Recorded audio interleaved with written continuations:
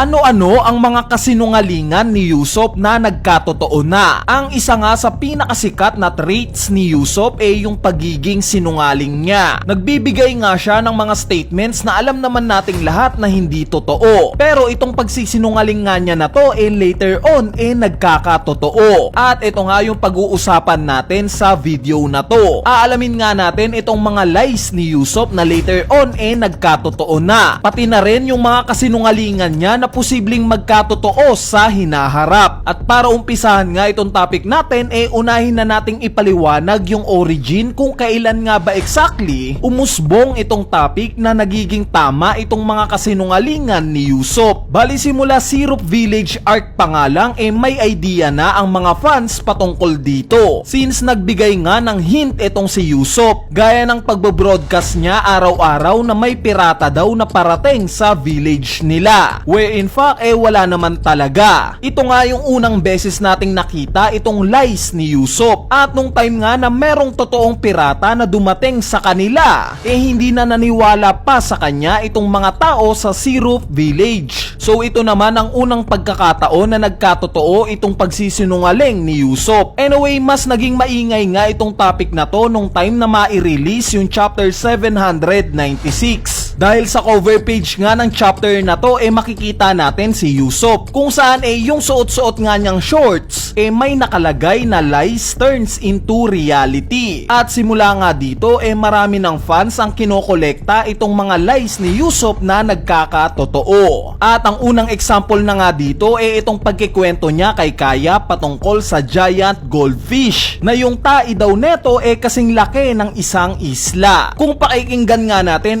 obvious naman na kasinungalingan ito. Pero later on nga during Little Garden arc bago umalis ang Straw Hat Pirate sa isla na to may na-encounter nga silang giant goldfish kung saan nabanggit nila Brogy at Dory na yung tae daw ng goldfish na to in fact na kasing laki ng isang isla. Related pa nga rin sa kwento na to natanong nga ni Kaya kay Yusop kung ano daw ba yung ginawa neto sa giant goldfish. Ang response nga ni Yusop chinap-chop niya daw ito at ibinigay sa isla ng mga duwende kung saan hanggang ngayon nga daw kinakain pa rin nila ito. So itong statement nga na to later on during Dressrosa arc nagkatotoo din. Nabanggit nga ng mga dwarves ng Tontata Kingdom na yung kinakain daw nila karne ng giant goldfish. Sa sobrang laki nga daw neto ilang buwan na nilang kinakain itong karne na to. Ang sumunod naman itong pagpo-portray ni Yusop sa normal na aso bilang Cerberus, na alam naman natin kung ano exactly ang isang Cerberus. Isa nga itong aso na merong 3 ulo. Bali during Thriller Bark arc nga ito yung exactly na nakita ni Yusop. Naging reality nga itong lies niya. Sumunod naman itong pagpo-portray niya sa isang butike bilang dragon, na during Punk Hazard arc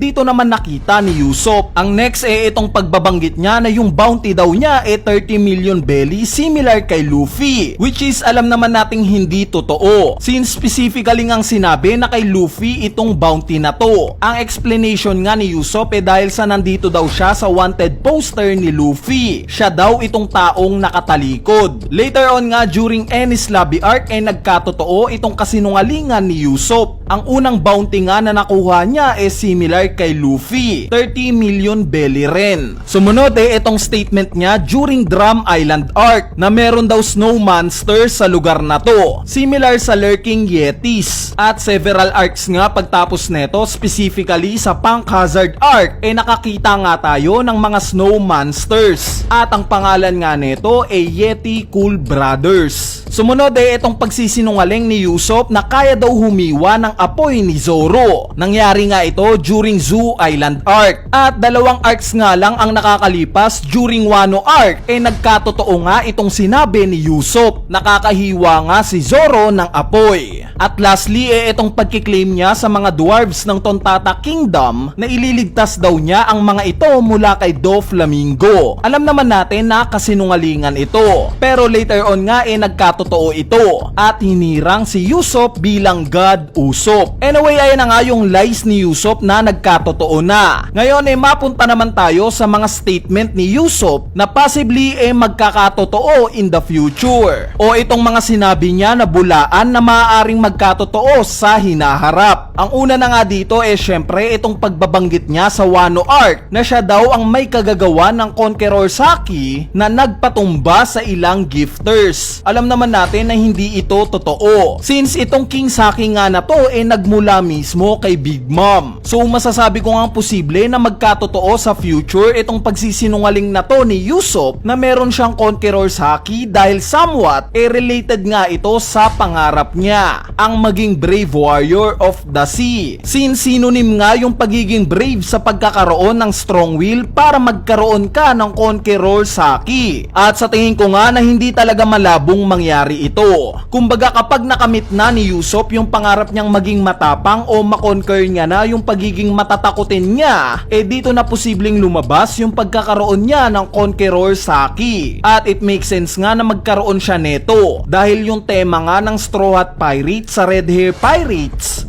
all about improved versions. Hihigitan ni Luffy si Shanks. Similar kay Usopp na hihigitan naman niya yung tatay niyang si Yasop. At since nakita naman natin during One Piece Film Red kung gaano ka-advance ang observation haki ni Yasop at hindi nga sinabi na nagtataglay siya ng Conqueror Saki, which is obvious naman na wala siya neto, it makes sense lang na magkaroon neto si Usopp para mas mahigitan niya itong tatay niya. 'Di ba? Ang sumunod naman itong pagsisinungaling ni Usopp sa nanay niya patungkol sa meron daw gamot na kayang magpagaling ng kahit na anong sakit. Nasabi nga ito ni Usopp sa nanay niya dahil ayaw niya itong mawala. So mataas nga ang possibility na magkatotoo itong statement na to ni Usopp. Bakit? Dahil related nga dito yung pangarap ni Chopper. At ito nga yung maging doktor na kayang magpagaling ng kahit na anong sakit. So probably makakagawa si Chopper sa future ng similar sa nabanggit ni Usopp. Isang gamot na kayang pagalingin ang kahit na anong sakit sa mundo. At lastly